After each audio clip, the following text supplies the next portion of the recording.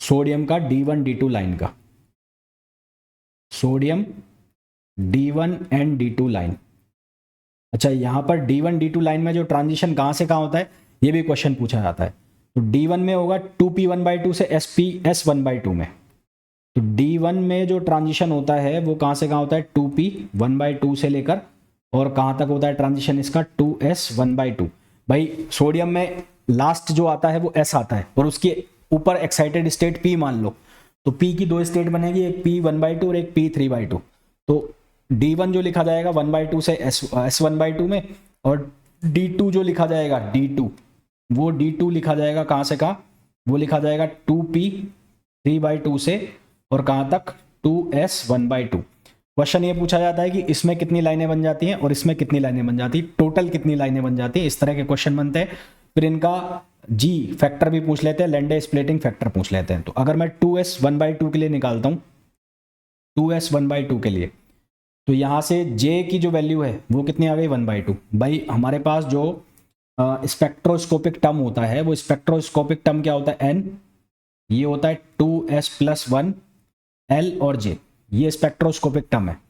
तो उसके according j की वैल्यू कितनी हो गई है, j की वैल्यू हो गई 1/2। अब 2s+1 किसके बराबर दिख रहा है, वो 1 के बराबर दिख रहा है। ठीक है, यहाँ पर कुछ नहीं है तो इसका मतलब 1 है। तो 2s+1 किसके बराबर दिख रहा है, 1 के बराबर। एक मिनट रुकना, स्पिन यहाँ पर, अच्छा l की वैल्यू 0 हो गई ना, s दे रखा है, तो l की वैल्यू कितनी हो गई 0। तो l की वैल्यू हमारे पास कितनी हो गई है, l की वैल्यू हो गई 0, और स्पिन जो है वो कितना होगा 1/2 होगा। स्पिन 2 आ गया ना यहाँ पर, ये 2 ऊपर ऊपर लिखा हुआ है ऐसे यहाँ पर, एक मिनट इसको यहाँ लिखो, ये 2 और ये 2, तो ये कितना हो गया s, और s की वैल्यू कितनी हो गई 1/2 हो गई। जब ये कितना बनेगा 2 बनेगा। तो इसके लिए g की वैल्यू निकालो, तो g की वैल्यू कैसे निकालोगे, 1 प्लस फॉर्मूला क्या लगाओगे, j+1 plus s+1 minus l+1 upon ये क्या लिखा जाएगा, ये लिखा जाएगा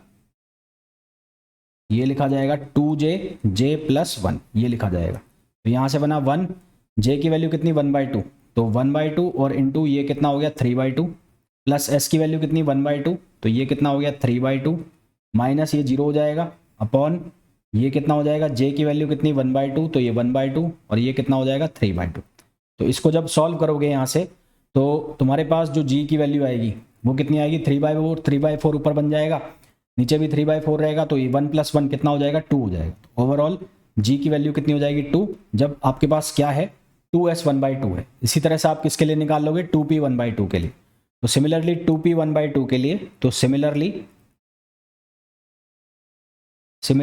2p1/2 के लिए निकालोगे, तो 2p1/2 के लिए निकालोगे तो इसके लिए g की वैल्यू मैं डायरेक्ट लिख रहा हूँ।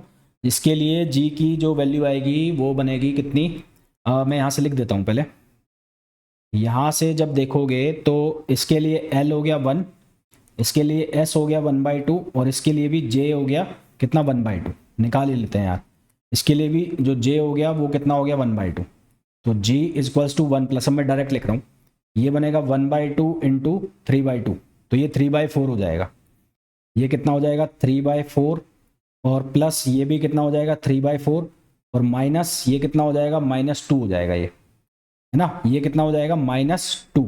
l की वैल्यू कितनी है, l+1 है, तो ये हो जाएगा 1/4 -1/2, 3/4 इसमें से माइनस करना है, और यहाँ वैल्यू कितनी बनेगी, ये बनेगी 2 और इंटू 1/2 और इंटू ये 3/2, ये वैल्यू बनेगी। तो हमारे पास जब इसको हम सॉल्व करेंगे तो आंसर आएगा 2/3। ये कितना आ जाएगा 2/3। कई बार ये क्वेश्चन पूछे जाते हैं, इनको ध्यान रखना भाई सीधा सीधा। और इसी तरह से हम निकालेंगे किसके लिए D2 के लिए, तो D2 के लिए सिमिलरली फॉर 2p3/2, तो 2p3/2 के लिए जब निकालोगे तो उसके लिए जो वैल्यू बनेगी g की वो 4/3 बनेगी। तो इसके लिए g की जो वैल्यू बनेगी वो 4/3 बनेगी, ये याद रखना भाई, है ना, नहीं तो आप ऐसे निकाल सकते हो। तो अब इसकी आपको क्या बनानी है, अब इसकी लाइंस बनानी है आपको। तो सबसे पहले एनर्जी की जो वैल्यू है वो कैसे लिखी जाएगी, एनर्जी की वैल्यू लिखी जाएगी एनर्जी की फॉर्मूला जो हमारे पास है उससे। तो फॉर्मूला क्या है, वो फॉर्मूला है M F G F minus M J I G J I delta nu, है ना, तो उसके अकॉर्डिंग लिखनी है। तो एम की जो वैल्यू है वो चेंज हो रही है, तो उसके अकॉर्डिंग सारी चीज़ें क्या होंगी, चेंज होंगी। तो पहले मैं D1 का बना लेता हूँ। किसका बना लूँ, D1 का। तो पहले मैं D1 का बनाता हूँ। तो फॉर D1 के लिए स्पेक्ट्रल लाइन बनाऊँ तो कहाँ से कहाँ ट्रांजिशन हो रहा है, 2p 1/2 से ट्रांजिशन हो रहा है 2s 1/2 में ट्रांजिशन हो रहा है। तो 1/2 s 1/2 के लिए लाइन बनाओ, तो s 1/2 के लिए बनेगी हमारे पास दो। कौन कौन सी बनेगी, एक इस तरह से बन जाएगी, ये बन गया। तो ये है किसके लिए, 2s के लिए। अब 2s के लिए जब आपने लिखा था तो l की वैल्यू कितनी थी, 0। कहाँ पर, यहाँ पर l की वैल्यू 0 है, तो यहाँ l की वैल्यू 0 है, तो m l यहाँ पर j की वैल्यू m j की वैल्यू चाहिए ना हमें, तो ये j की वैल्यू 1/2 है, तो m j की वैल्यू कितनी होगी, एक होगा m j इक्वल्स टू +1/2 और एक होगा -1/2। 2j +1 वैल्यू होगी, तो एक होगा -1/2 और एक होगा +1/2। ठीक है, तो उसके अकॉर्डिंग वैल्यू बनेगी। तो उसके अकॉर्डिंग वैल्यू बनेगी, तो जब इसको स्प्लिट करोगे तो एनर्जी की जो वैल्यू रहेगी, यहाँ पर तो लिख लोगे 1/2 और यहाँ लिख लोगे आप -1/2। एनर्जी की जो वैल्यू है, एनर्जी की वैल्यू वो किसके बराबर है, वो है G म्यू B M और B। तो G की जो वैल्यू S के लिए निकाली थी वो कितनी आई थी, वो आई थी 2, G की वैल्यू S के लिए, तो ये 2 आई है और ये 1/2 हो गया, ये हो गया म्यू B इंटू बी। ये 2 से 2 कैंसिल हो गया, तो इसका मतलब एक बार आ जाएगा म्यू B B प्लस का और एक बार आ जाएगा म्यू B B किसका, माइनस का। तो एक बार म्यू B B प्लस का आ जाएगा और एक बार किसका आ जाएगा, माइनस का आ जाएगा। इसी तरह से हम बनाएंगे 2p का, तो यहाँ ही बना देता हूँ इसके जस्ट ऊपर, ये 2p का बना देता हूँ। अब 2p में देखो J जो है 2p के अंदर, हाँ ये आ गया, ये आ गया, ये तो S का है ना, ये रहा। तो इसके लिए J की वैल्यू कितनी होगी, इसके लिए J की वैल्यू हम जब निकालेंगे तो ये कहाँ से कहाँ तक जाएगा, ये -3/2 से और कहाँ तक जाएगा, ये भी दो वैल्यू देगा, एक -1/2 और एक +1/2, क्योंकि 1/2 है। तो यहाँ से भी J की जो वैल्यू है, एक mj इक्वल्स टू -1/2 और एक जो बनेगी वो +1/2 बनेगी। तो यहाँ पर भी इसके दो लेवल कर दो, तो एक तो बन गया ये,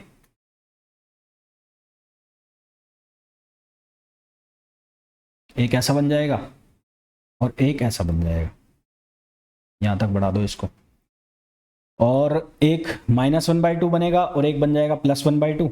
तो यहाँ से बनेगा -1/2 और एक हो जाएगा +1/2। यहाँ पर जो G की वैल्यू आई थी वो कितनी आई थी, 2/3 आई थी, तो यहाँ पर आ जाएगी एनर्जी 1/3 म्यू B B, और इसी तरह से यहाँ पर आ जाएगा -1/3 म्यू B B। अब सिलेक्शन रूल देखो, उसके अकॉर्डिंग ट्रांजिशन कर दो। तो सिलेक्शन रूल जो आया था हमारे पास, वो सिलेक्शन रूल आया था mj की जो वैल्यू 0 या +-1 होनी चाहिए। ट्रांजिशन कराओ, कहाँ से कहाँ कराओगे, तो अगर -1/2 से -1/2 कराते हो तो ट्रांजिशन कितना आता है, 0 आता है ना। यदि आप -1/2 से 1/2 कराओगे तो 0 वैल्यू बनेगी। तो एक ट्रांजिशन आप यहाँ से यहाँ करा दो, तो ये हो गया। एक 1/2 से और 1/2 करा दो, एक ट्रांजिशन ये हो जाएगा, और 1/2 से -1/2 होगा तो 1 बन जाएगा, एक ट्रांजिशन यहाँ से यहाँ हो जाएगा, एक ट्रांजिशन यहाँ से हो गया -1/2 से 1/2 से और -1/2, एक हो गया -1/2 से -1/2, एक हो जाएगा -1/2 प्लस के और दूसरा भी 1/2 प्लस का, है ना। एक ट्रांजिशन ये हो जाएगा 1/2 ये वाला और ये 1/2, तो यहाँ पर भी डिफरेंस कितना आ गया, 0 आ गया, कि 0 अलाउ है। और एक और बन जाएगा, कौन सा बन जाएगा, ये वाला, ये -1/2 से और ये वाला ट्रांजिशन कर दो, एक -1/2 से और ये वाला ट्रांजिशन प्लस का 1/2। तो यहाँ पर हमारे पास ये ट्रांजिशन आ गए सारे।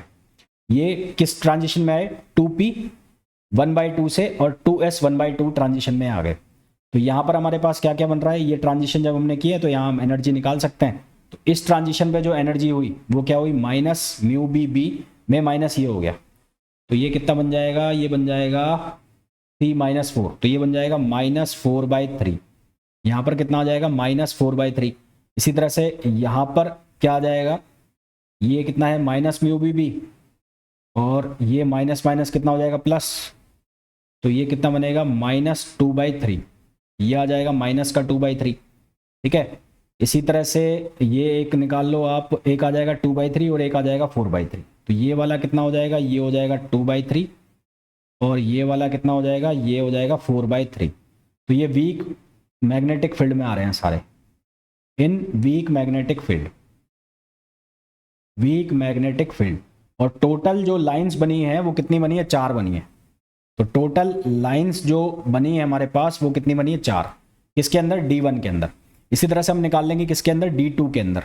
सिमिलरली फॉर D2, तो D2 में जो ट्रांजिशन होगा वो होगा 2p 3/2 से और 2s 1/2। तो यहाँ p के अब ज़्यादा बनेंगे, तो 3p/2 या 2p/3/2, तो -3/2 से +3/2 तक के यहाँ पे स्प्लिट हो जाएंगी। तो ये हो गई -3/2, ये हो जाएगी +3/2, एक आएगा +1/2 और एक आएगा -1/2 और एक होगा 0 और एक हो जाएगा 0। तो ये हो गया 1/2, ये हो गया -1/2 और ये हो गया 0। तो इस तरह से ये लाइंस ब्रेक हो जाएंगी इसके अंदर, जब हम 3p के अंदर करेंगे। नहीं 4 ही बनेंगे ना इसके, हाँ 4 बनेंगे ना, 2j+1 4 बनेंगे, ठीक है, 0 वाला नहीं आएगा। तो इसके 4 बनेंगे, 2j+1, तो 2j+1 कर लो, तो 2 × 3/2 + 1, हाँ 4 बनेंगे इसके टोटल। तो ये 4 बन गए। अब यहाँ पर g की वैल्यू जो हमने निकाली थी, वो g की वैल्यू क्या आई थी हमारे पास, जब हमने इसके लिए निकाली थी D2 के लिए, तो D2 के लिए हमारे पास आया था 4/3। तो 4/3 के अकॉर्डिंग एनर्जी जो बनेगी वो बनेगी g mj और μb और b, और g की वैल्यू कितनी लेनी है, 4/3 लेनी है। तो इस केस में जो पहले केस है, पहले केस में जो एनर्जी की वैल्यू है वो कितनी हो जाएगी, यहाँ पर m की वैल्यू ली है 3/2, 3 से 3 कैंसिल हो गया, तो ये बनेगा 2, ये बनेगा 2 μb और b। यहाँ पर जो एनर्जी बन जाएगी 2 μb b, 2 ही बनेगा ना, 3 से 3 कैंसिल हो जाएगा, हाँ बिल्कुल सही है। तो mj 3/2 है, 3 से 3 कैंसिल हो जाएगा। दूसरे केस में जो हमारे पास बनेगी ये वैल्यू है 1/2 और मल्टीप्लाई करो इसको 4 तो 2 2 जा 4, तो ये बनेगा 2/3। तो ये वैल्यू बनेगी हमारे पास 2/3 μb, और इसके अकॉर्डिंग यहाँ पर बन जाएगी -2 μb और ये वैल्यू बन जाएगी -2/3 μb। तो ये कौन सी है, ये है 2p 3/2। इसी तरह से बना लेंगे s की, तो s की तो 2 ही बननी है, तो s की 2 कौन कौन सी बननी है, ये वाली 2 बननी है s की। तो ये हो गया 2s 1/2, यहाँ से एक आ जाएगा 1/2 और एक आ जाएगा -1/2, और इनकी वैल्यू हमें पहले ही पता है, एक है बनेगा μbb और एक बनेगा -μbb, एक बनेगा μbb और एक बनेगा -μbb। अब आपको लाइंस बनानी है, तो या तो 0 बनना चाहिए डिफरेंस, या 1 बनना चाहिए, -1 बनना चाहिए। तो देखो -1/2 से 1 करा दो, यहाँ से एक ट्रांजिशन हो जाएगा, ये 0 आ जाएगा। इसी तरह से एक ट्रांजिशन 1/2 से 1/2 हो जाएगा, ये 0 हो जाएगा, ठीक है, ये ट्रांजिशन 0 हो गया। इसी तरह से एक करा दो -1/2 से और +1/2, तो ये 1 बन जाएगा। और इसी तरह से एक करा दो -1/2 से और -1/2, 1/2 से -1/2, एक ये हो गया। तो 4 ट्रांजिशन तो ये हो गए तुम्हारे, है ना, 4 ट्रांजिशन सीधे सीधे ये हो गए। अब एक जाएगा 3/2 से और 1/2, 3/2 से 1/2, 3/2 से 1/2 जाएगा, एक ट्रांजिशन ये हो गया, तो ये कितना बनेगा, 1 बनेगा। और -3/2 से और -1/2 एक करा दो, तो एक ट्रांजिशन ये हो जाएगा। तो टोटल लाइंस गिनो कितनी आ गई, 1 2 3 4 5 6। तो टोटल लाइंस कितनी बन गई है, 6 बन गई है, 1 2 3 4 5 6। तो टोटल लाइंस 6 बन गई, इनके अकॉर्डिंग इनकी एनर्जी का डिफरेंस निकाल लो। तो टोटल लाइंस कितनी आ गई है, 6 आ गई है, कितनी आ गई, 6। तो D1 में टोटल लाइन बनी 4 और D2 में टोटल लाइन बनी कितनी, 6। तो ओवरऑल D1 D2 में टोटल स्पेक्ट्रल लाइंस कितनी बन गई, टोटल स्पेक्ट्रल लाइंस बन गई 10, ठीक है। और अगर एक्सटर्नल मैग्नेटिक फील्ड नहीं है तो यहाँ पर सीधी सीधी लाइन आएगी इस तरह से। ये कब है, जब एक्सटर्नल मैग्नेटिक फील्ड नहीं है तब। तो इस तरह से हमें एनोमलस जीमान इफेक्ट को पढ़ना होता है। और आई होप आपको सबको बहुत अच्छे से समझ आ गया होगा। फिर भी कोई डाउट है तो आप पूछ सकते हैं। मिलते हैं नेक्स्ट वीडियो में। Till then thank you, bye bye.